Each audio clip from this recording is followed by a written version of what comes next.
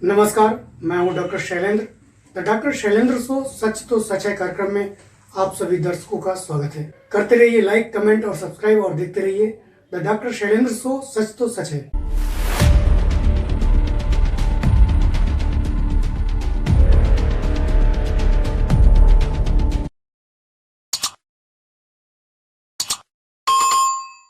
दोस्तों, मुलाकात कीजिए जल जंगल जमीन बचाओ मोर्चे के संयोजक, जिनके द्वारा रीवा जिले के कई बड़े तालाबों को अतिक्रमण मुक्त कराया गया। साथ ही हाईवे के किनारे लगे काटे गए बड़े बड़े वृक्षों के बदले अधिक मात्रा में वृक्ष लगाने रीवा से लेकर भोपाल तक इस मुद्दे को उठाने वाले और तालाब के मामले को लेकर एनजीटी के में मुकदमा भी करने वाले, रेलवे भूमि अधिग्रहण से पीड़ित किसानों की लड़ाई लड़ने वाले, दलीय राजनीति से दूर हटकर किसान मजदूरों की लड़ाई में शामिल कुशल राजनीतिक कार्यकर्ताओं में बढ़िया पकड़ हुआ, सभी के प्रति सदैव समर्पित एक कुशल वक्ता, नेतृत्वकर्ता, जुझारू नेता, जनता दल सेकुलर के प्रदेश अध्यक्ष, जल जंगल जमीन बचाओ मोर्चा के संयोजक, साथ ही संयुक्त किसान मोर्चा के संभागीय संयोजक अधिवक्ता शिव सिंह जी से, जिनके जीवन के कुछ क्षणों को जानने के लिए मैं उनका इस कार्यक्रम के माध्यम से स्वागत करता हूं। कार्यक्रम में आपका बहुत बहुत स्वागत भाई साहब। आदरणीय शैलेंद्र जी, बहुत बहुत धन्यवाद। आपके चैनल को भी बधाई, आदर प्रणाम। हमारे शो में आकर जो आपने हमारा मान सम्मान बढ़ाया, इसके लिए आपको तहे दिल से शुक्रिया। ऐसा माना जाता है कि होनहार वीरवान के हो चीखने पात, और यह कहानी किसी न किसी सक्सेस से जुड़ी होती है। बिल्कुल, कहीं ना कहीं यह आपसे भी जुड़ी हुई है। क्या कहना चाहेंगे आप? अब ये बात सही है, कहावत सही है, लेकिन जो मेरा पारिवारिक ढांचा रहा वो कृषि कार्य से जुड़ा था। पूरा ख़ानदान, मेरे पिताजी वगैरह, और उन्होंने पुरानी पढ़ाई पढ़ी थी और हम लोगों को इस काबिल बनाने का काम किया। तो ये बहुत बड़ा कि ये हमारे माता पिता, और जो आपने जो अभी हमारे बारे में आपने चर्चा किया, हमारी जो कुछ उपलब्धियां हैं, संघर्ष हैं, तो इसके पीछे माता पिता के साथ साथ हमारे जो चाचा जी थे वो अधिवक्ता थे, और उनका भी बहुत बड़ा योगदान था हमें इन ऊंचाइयों में पहुंचाने के लिए। और जो वर्तमान में जो मैं रीवा में रह कर के जो हमने संघर्ष किया, तो इसमें हमारी जो पत्नी है और हमारे जो बच्चे हैं, उनका बहुत बड़ा योगदान था। नहीं, मैं इस संघर्ष की लड़ाई में इतने दिनों से जो रात दिन हम मेहनत कर रहे हैं, हमारे किसान भाई, हमारे संघर्ष के साथी, रात दिन हम लोग लगे हुए हैं पूरे आंदोलन में। आज हमारा आंदोलन जो है जीत की कगार पर है। तो सबसे बड़ा जो है सहयोग हमारी पत्नी और हमारे बच्चों का है, और जो भी हमारे साथी इस आंदोलन में रात दिन जीवन गुजार रहे हैं, संघर्ष कर रहे हैं, सबके पीछे सबका जो है पत्नी बच्चों का सहयोग है।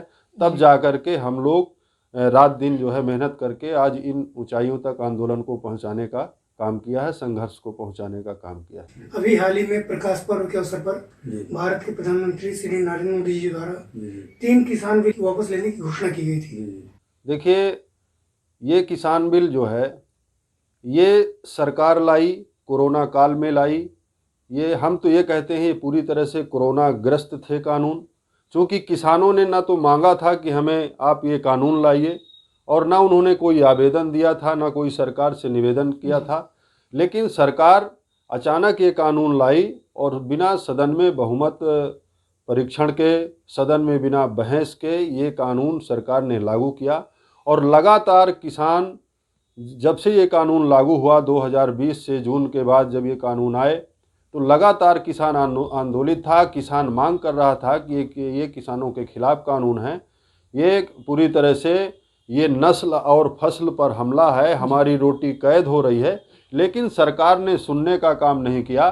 तब जाकर के हरियाणा, पंजाब, दिल्ली सहित देश के तमाम किसान साथी और दिल्ली अपनी पीड़ा बताने सरकार के पास जा रहे थे, और सरकार ने उनको दिल्ली प्रवेश करने नहीं दिया। तब से वो पूरी तरह से आज 1 वर्ष हो रहा है। 26 नवंबर 2020 को ये आंदोलन की शुरुआत हुई थी, तो 26 नवंबर 1 साल दिल्ली आंदोलन का पूरा हो रहा है। और हम लोगों ने भी लगातार दिल्ली आंदोलन के साथ साथ रीवा में आंदोलन चलाने का काम किया है। लगातार आंदोलन है। कल भी हमारा राष्ट्रीय नेतृत्व का जो आह्वान है मोर्चे का, संयुक्त किसान मोर्चे का, तो हम लोग जो है आंदोलन पर हैं। तो ये पूरी तरह से सरकार अपने से लाई और सरकार दहशत में आ गई। आरएसएस ने आगाह किया सरकार को कि अब देश में आपको जगह मिलना मुनासिब है। जिस तरह देश में का वातावरण है, देश में उन्होंने उत्तर प्रदेश भी जा कर के आरएसएस ने मंथन किया। तो जब सारी रिपोर्टिंग आरएसएस को मिल गई कि पूरा देश सरकार की इन नीतियों के खिलाफ है, तो प्रधानमंत्री जी अपने आप बिल वापस की घोषणा कर दिए। लेकिन हम ये कहना चाहते हैं कि ये तो मोदी जी द्वारा घोषणा है। अभी जब ये सदन में, हमारे नेताओं का भी कहना है कि जब तक ये सदन में पूरी तरह से वैधानिक कार्रवाई के आधार पर ये बिल वापसी नहीं होती है, तब तक हम ये नहीं मानेंगे और हम लोगों का आंदोलन जारी रहेगा। नहीं, तो जैसे कि अगर आपने बताया कि इसको एक अध्यादेश के तहत लाया गया था जी, बिना किसी सहमति के जी, और उसी प्रकार मोदी जी ने इसे वापस लेने की भी घोषणा कर दी है जी, बिना किसी आपसी सहमति के। जी। तो इसको उसी अध्यादेश का एक हिस्सा माना जाए, फिर किसान आज आंदोलनरत क्यों है? देखिए, सबसे बड़ी बात तो यह है कि सरकार काले कानून लाई बिना मत विभाजन के, लेकिन वो सदन में बाकायदे पास हुआ और उसको पास करके लागू किया गया। तो हमारी मांग है कि जो सदन से आपने पास किया, चाहे रात में पास किया हो, चाहे आपने दिन में पास किया हो, पर सदन से ही वापसी वैधानिक मानी जाएगी। और रही बात कि आप आंदोलन में किसान क्यों बैठा है, तो ये बहुत बड़ी बात है कि ये हमने आज तक नहीं मांग किया किसानों ने कि ये बिल चाहिए हमको। जो कानून लागू है, जो बिल पूर्व से चल रहे हैं, जो नियम चल रहे हैं, वो खराब हैं कि क्या है, हमने मांग नहीं किया। लेकिन हमारी जो महत्वपूर्ण मांगें थी, ये मांगें 10-15 वर्षों से निरंतर चल रही थी। एमएसपी की गारंटी का मामला है और तमाम मुद्दे हैं। इसको लेकर के किसान लगातार, स्वामीनाथन आयोग की रिपोर्ट लागू करने की बात चल रही थी, उस पर जो हम मांग रहे हैं वो सरकार नहीं दे रही है, और जो हम नहीं मांग रहे हैं वो सरकार जबरदस्ती थोपने का काम कर रही है। बात इस बात की लड़ाई है। इस बात की लड़ाई को लेकर के किसान पूरे देश में आंदोलित है और बिल वापसी मात्र जो है, किसानों की वापसी का कोई नतीजा नहीं निकलने वाला है जब तक हमारी तमाम मांगों को लेकर के सरकार घोषणा नहीं करती और हमारी मांगों की मांगें पूरी नहीं करती, तब तक ये आंदोलन जारी रहे। तो अगर हम इसके पृष्ठभूमि पर चले, तो ये 3 किसान बिल आखिर थे क्या? देखिए, ये 3 किसान बिल तो मैं पहले भी बताया कि फसल और नस्ल की लड़ाई थी। हमारी रोटी कैद हो रही थी, हमारे देश की मंडियां खत्म हो रही थी, और जो अनलिमिटेड खरीदी का कानून जो सरकार ने बनाया था, अभी ये है कि रीवा के भी 10-25 व्यापारी गल्ले का खरीद कर सकते हैं, खरीदते हैं, और एक लिमिट थी कि आप इतना खरीदेंगे और इतना ही आपको बेचने का पावर रहेगा। लेकिन जो अनलिमिटेड बना दिया गया ये, तो इसमें यह कहा गया कि कोई भी व्यापारी अनलिमिटेड खरीद कर सकता है। तो अनलिमिटेड रीवा का व्यापारी नहीं खरीद सकता है किसी भी फसल को, वो तो अडानी अंबानी जैसे लोग ही खरीद सकते हैं। तो जब वो पूरी देश की फसल खरीद लेंगे या 2-2, 4-4, 10-10 प्रदेश बांट करके उनकी फसल खरीदने का काम करेंगे, तो किसान एक भी दाना अपने घर में रखने का अधिकारी नहीं होगा।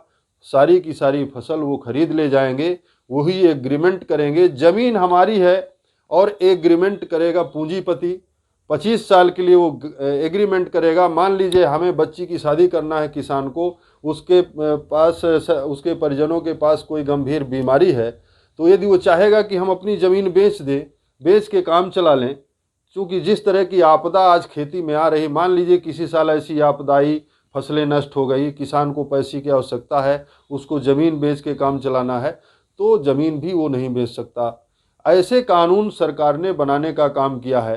तो ये कानून पूरी तरह से देश विरोधी थे, जन विरोधी थे, किसान विरोधी थे। इसलिए देश का किसान लगातार आंदोलित था, चूँकि रोटी कैद हो रही थी और उस पर हमला हो रहा था। किसान शांतिपूर्ण तरीके से आंदोलित था कि साहब हमको आपका कानून नहीं चाहिए।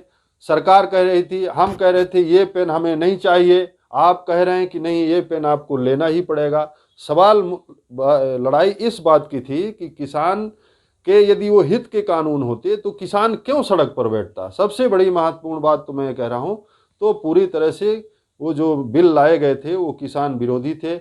हमारी मंडियां, मैं उदाहरण दे रहा हूँ, मंडियां खत्म होने की बात जो मैंने किया, आप देख रहे हैं कि जिस तरह से प्राइवेट विद्यालयों की बाढ़ आ गई है, प्राइवेट हॉस्पिटलों की बाढ़ आ गई है। आप मध्य प्रदेश का उदाहरण लीजिए कि रोडवेज बस, जब हम पढ़ने आए थे रीवा, तो रोडवेज बसों का बृहद संचालन बड़े अच्छे तरीके से हो रहा था। जब प्राइवेटीकरण हुआ तो इतनी सुख सुविधाएं उन बसों में कर दी गई और सरकार उस योजना को ख़त्म करना चाहती थी, तो उनको कबाड़ की तरह चलाने का काम किया और वो धीरे धीरे रोडवेज बसों का संचालन बंद हो गया। और आज जो देश का आवाम है, सब जिस तरह की सरकार की निजीकरण की व्यवस्था है, निजीकरण, पूरा देश को निजीकरण करने का काम जो मोदी सरकार ने किया, उससे पूरा जो आर्थिक भार है वो आम जनता पर पड़ रहा है।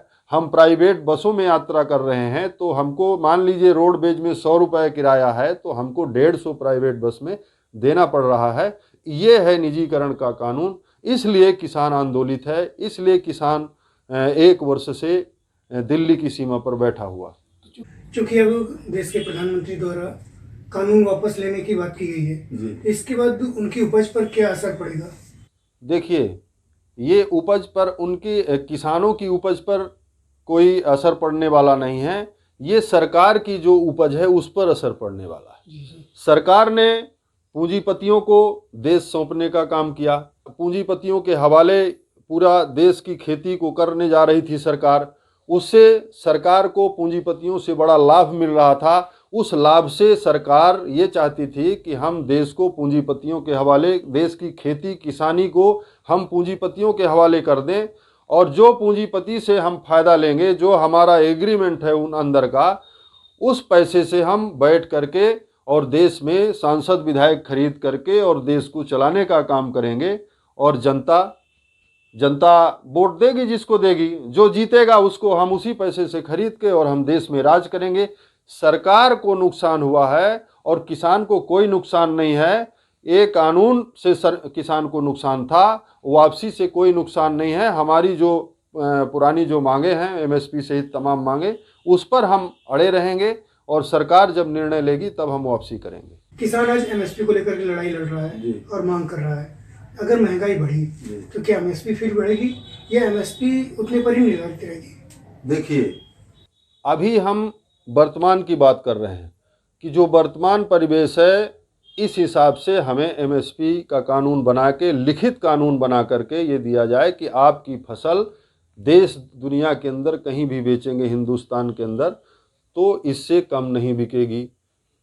क्या होता है कि अभी हम जब मंडी में हमारा आंदोलन चल रहा था, आप सरकार कह रही 1975 की गेहूं खरीद हम कर रहे हैं, लेकिन हमारे सामने बहुत सारे हमारे पास प्रमाण मौजूद हैं। 1264, 1300 रुपया, इतने में किसान गेहूं बेच करके चला गया है। तो सबसे महत्वपूर्ण ये है कि सरकार जो कह रही कि एमएसपी दे रहे हैं, तो हम तो मंडी पर बैठ के देखने वाले लोग हैं। 1 साल मंडी पर बैठे रहे तो हम लोग वहाँ देखे कि किसान किस तरह से, किसान को प्रताड़ित किया जा रहा है और किस तरह किसान अपनी फसल औने पौने दाम में दे करके चला जाता है। ना तो उसका खाद का पैसा निकलता है, ना बिजली का, ना पानी का। वो 2 फसल पैदा करता है साल में, तो एक फसल भी उसकी मुश्किल से नहीं बचती है। और जो पैसा थोड़ा बहुत बचा, शादी ब्याह में और बच्चों को पढ़ाने में। किसान को मैं बता दूं, मैं किसान घर से हूं, आज वकालत पेशे से जुड़ा हूं, लेकिन तब भी मैं उसी सेवा भावना से काम करता हूं।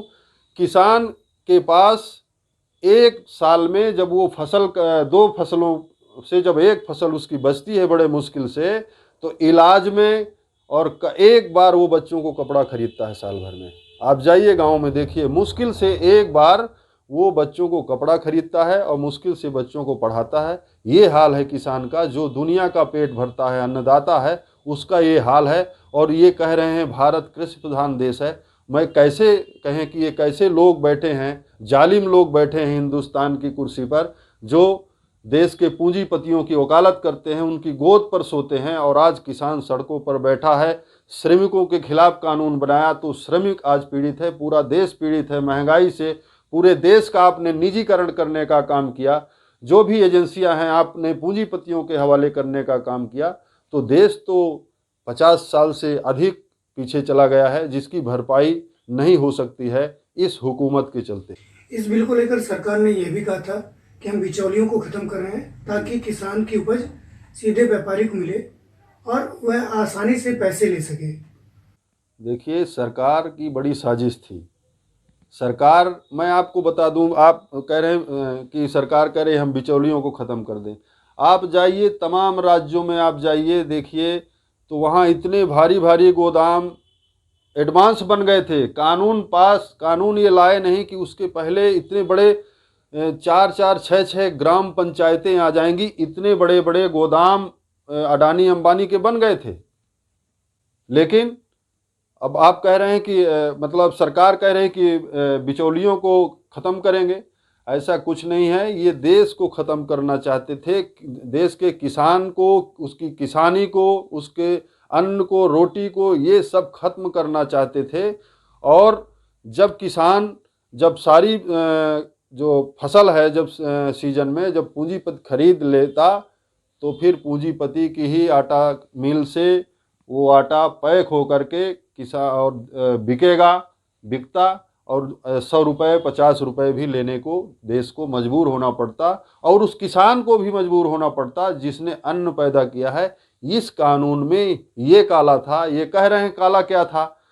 पूरे देश में 1 साल से मीडिया के साथी, जो भी सरकार से जुड़े लोग थे, जो उनके प्रतिनिधि थे, वो लगातार ये कह रहे थे कि क्या काला है। तो हम उनसे ये कहना चाहते हैं कि प्रधानमंत्री जी ने कहा कि हम देश हित में कानून वापस ले रहे हैं, मतलब आपने देश के विरोध में कानून बनाया था। तो मैं उन लोगों से जो लगातार सरकार की वकालत कर रहे थे, वो अब प्रधानमंत्री से पूछें कि साहब इसमें काला यदि कुछ नहीं था तो फिर आपने वापस क्यों लिया। तो ये सारी स्थिति सरकार की स्पष्ट हो चुकी है, मंशा स्पष्ट हो चुकी है।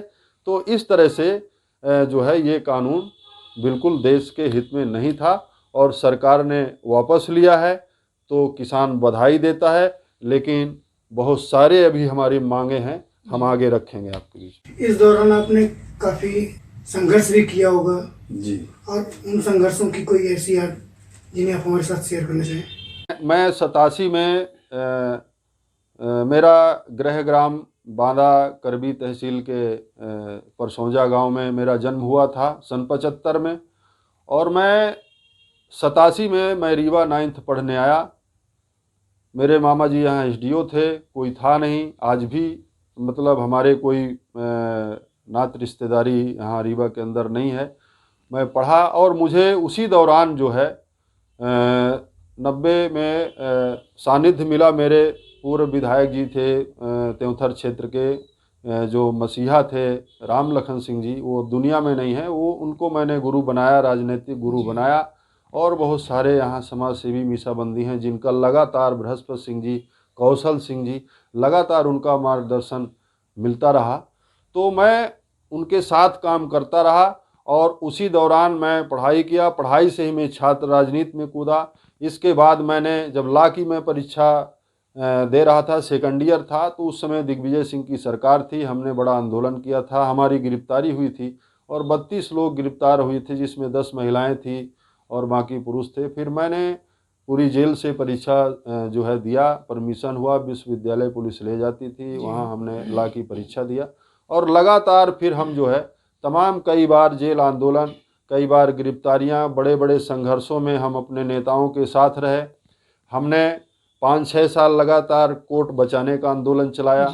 लेकिन उस आंदोलन में हमारे ही जो अधिवक्ता संघ के जो वरिष्ठ पदाधिकारी थे, उन लोगों ने बीजेपी सरकार से मिलकर के बड़ा लंबा खेल किया। मेरी मंशा थी कि यहीं पर आपने यदि कलेक्ट्रेट बनाया है और यहीं पर सारे ऑफिस हैं और चारों तरफ से पूरे ज़िले का जो 70-80 किलोमीटर से जो ज़िले का के लोग आते थे, तो जो माननीय न्यायपालिका की ये मंशा है कि सभी को सस्ता सुलभ न्याय मिले, तो इस हिसाब से ये उचित था। कोर्ट, सारा मार्केट है और सारी व्यवस्थाएं हैं और पर्याप्त जगह भी थी। लेकिन इन लोगों ने बड़ा अन्याय किया और सरकार से मिली भगत करके हमारे अधिवक्ता संघ के जो वरिष्ठ पदाधिकारी हैं, मैं नाम नहीं लेना चाहता, लेकिन ये पूरा रीवा जिला नहीं तो बिंद जानता है कि कितने गलत लोग थे जिन्होंने सरकार से मिल करके इतना बड़ा अपराध किया। मैं तो उसको अपराध कहूँगा।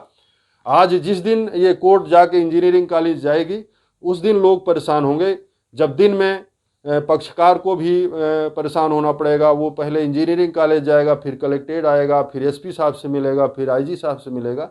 तो ये जो सोच के लोग बैठे हैं रीवा में, इन्होंने रीवा को नष्ट करने का काम किया है। 6 साल हमने लड़ाई लड़ा, हमारा लाइसेंस भी सस्पेंड किया इन लोगों ने। मैं स्टेट बार काउंसिल से जो है मैं जीत करके आया, लेकिन मैं अभी अधिवक्ता संघ की राजनीति से पूरी तरह से मुझे घृणा हो गई है कि बहुत ही खराब लोग हैं और इस तरह से जो इन्होंने किया है तो हम आज भी निंदा करते हैं और उस समय भी।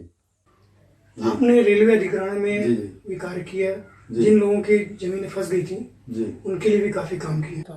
हाँ, उसमें हमने 2009-10 में जो रीवा से सिंगरौली सीधी लाइन का जो किसानों की ज़मीन का अधिग्रहण मामला था, उसमें ज़रूर किसान मेरे पास आए और किसान, एक सरकार ने वादा किया था कि जिस किसान की ज़मीन लेंगे उसके परिजनों को, एक परिजन को नौकरी देने का काम करेंगे, लेकिन सरकार दे नहीं रही थी।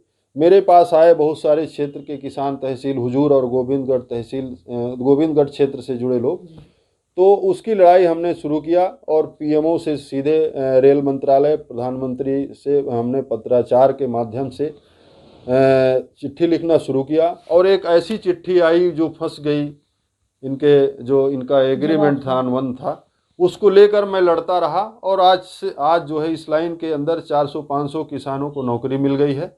फिर मैं बालाघाट भी गया 2018 में, तो बालाघाट में कटंगी तिरोड़ी जो है रेल मार्ग था, ब्रॉडगेज लाइन का परिवर्तन हुआ था, तो वहाँ पर भी 214 किसानों की ज़मीन ली गई थी।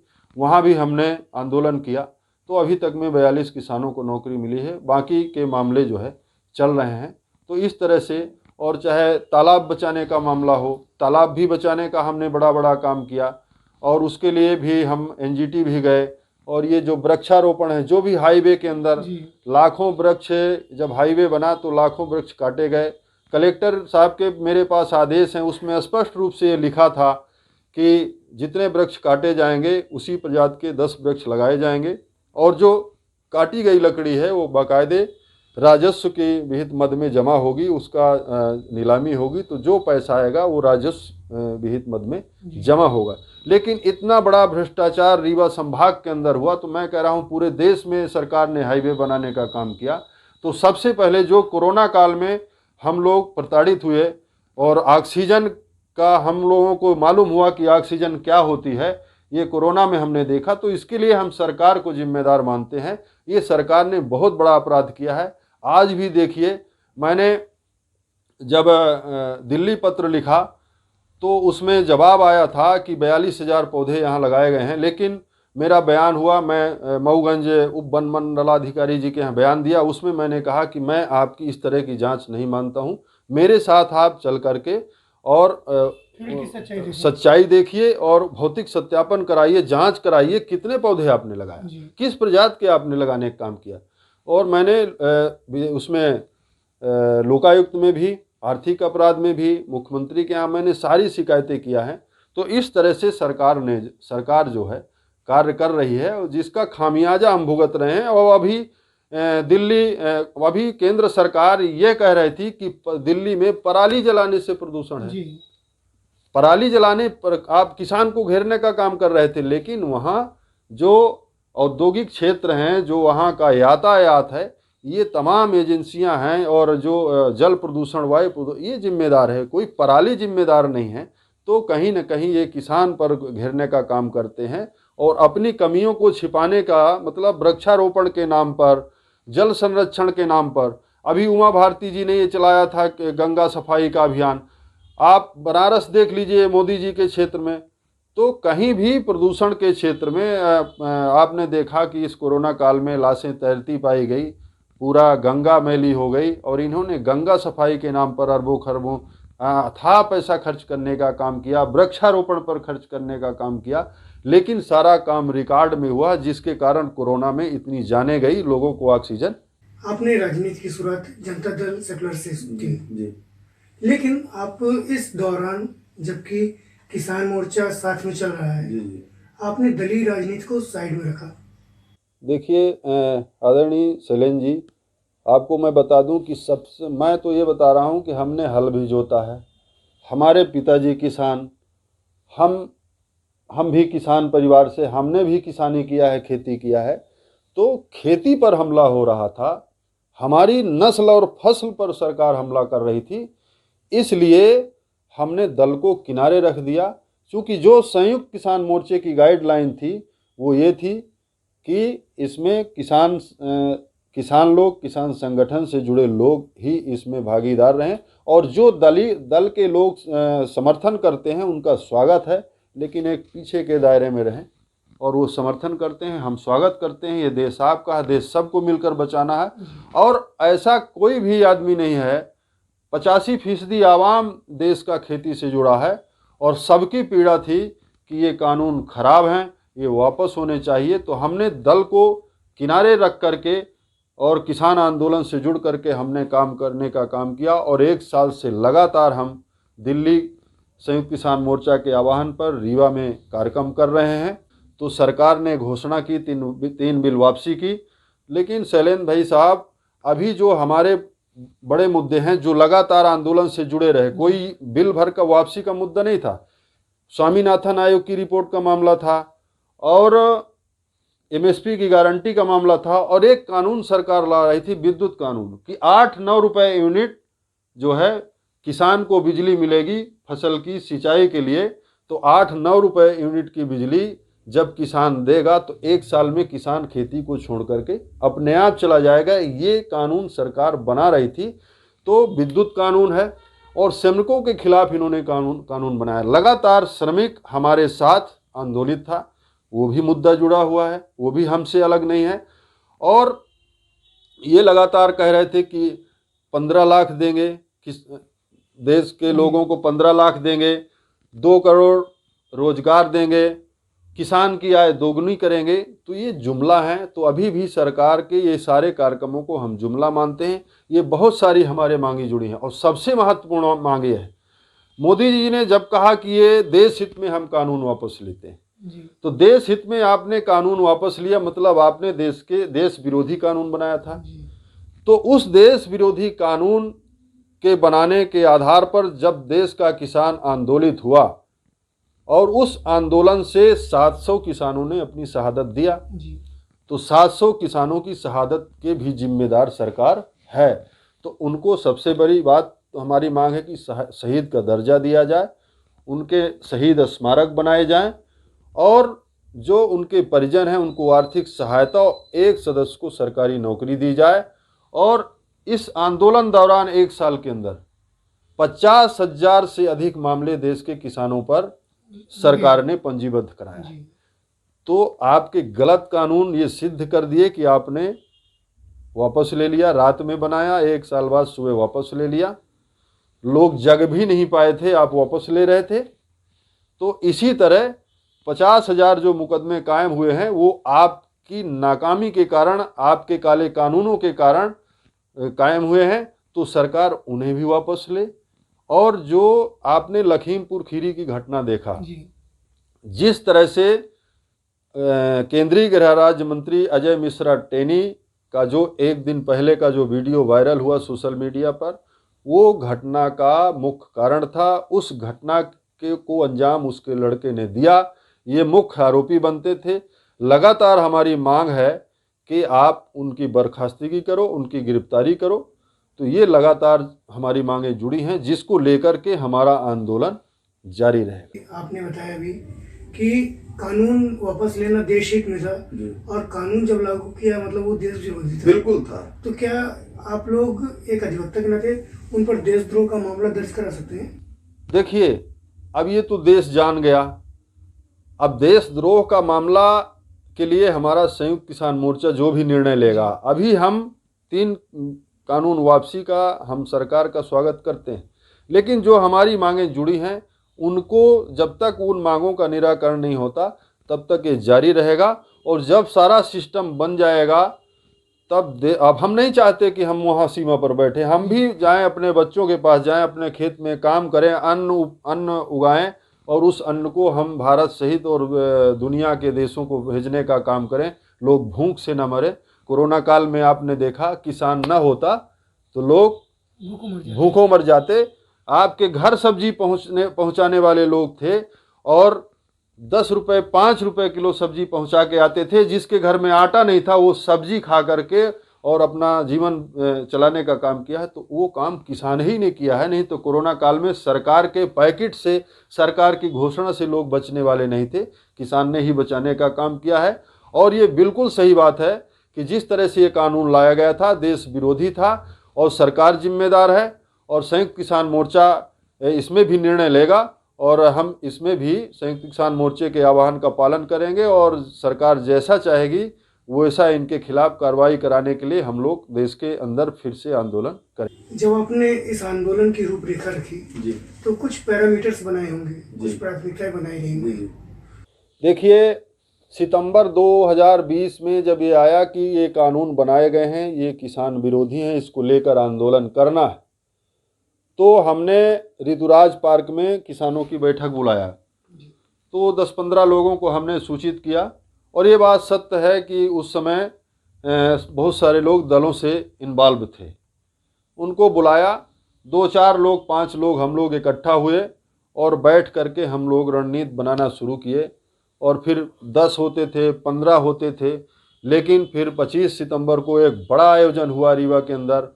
फिर 26 जनवरी को 5 किलोमीटर की दिल्ली आंदोलन के बाद, दिल्ली ट्रैक्टर रैली के बाद सबसे बड़ी ट्रैक्टर रैली ये तो टिकैत साहब ने मांग किया। और मैं तो धन्य कहूँगा रीवा के आप सब मीडिया के साथियों को, रीवा के आवाम को, रीवा के किसानों को, आंदोलन के समर्थकों को। जिस तरह ये आंदोलन रीवा का मजबूत सबने मिल करके किया, आज दिल्ली में, दिल्ली आंदोलन के बाद सबसे बड़े मोर्चे का नाम रीवा आंदोलन का है। और रीवा में सबसे बड़े काल जो भी संयुक्त किसान मोर्चा दिल्ली का काल आया है, सबसे बड़ा आंदोलन रीवा में हुआ है। तो इस तरह से धीरे धीरे वो आंदोलन बढ़ता गया और मतलब जितने भी काल आए, चाहे सीएम का घेराव रहा हो, चाहे जल सत्याग्रह रहा हो, चाहे 26 जनवरी का ट्रैक्टर परेड रही हो, और या 25 सितंबर 2020 का कमिश्नरी का घेराव रहा हो, हाईवे जाम के आंदोलन रहे हों, बंद के आयोजन रहे हों और बड़े बड़े आंदोलन, रेलवे रोकने का आंदोलन रहा हो, सब बड़े बड़े आंदोलन हुए हैं। और बहुत अच्छे ढंग से हमारे सभी जो संगठन के साथी हैं, सबको मैं बधाई देता हूं। जितने भी नेता हमारे किसान इस आंदोलन को ऊंचाइयों तक ले जाने में लगे रहे, कहीं किसी ने आपस में किसी का मतभेद नहीं हुआ, पद प्रतिष्ठा को लेकर के नहीं हुआ, बोलने को लेकर, बोलने के लिए सबको आज़ादी थी। लेकिन बड़े बेहतरीन ढंग से आंदोलन चला और अभी भी चल रहा है और हम उम्मीद करते हैं कि इसी तरह ये चलता रहेगा। और जो सहयोग आज मीडिया ने रीवा किसान आंदोलन का किया है, तो मैं कहता हूँ ये तो मुझे कहीं देश में नज़र नहीं आया।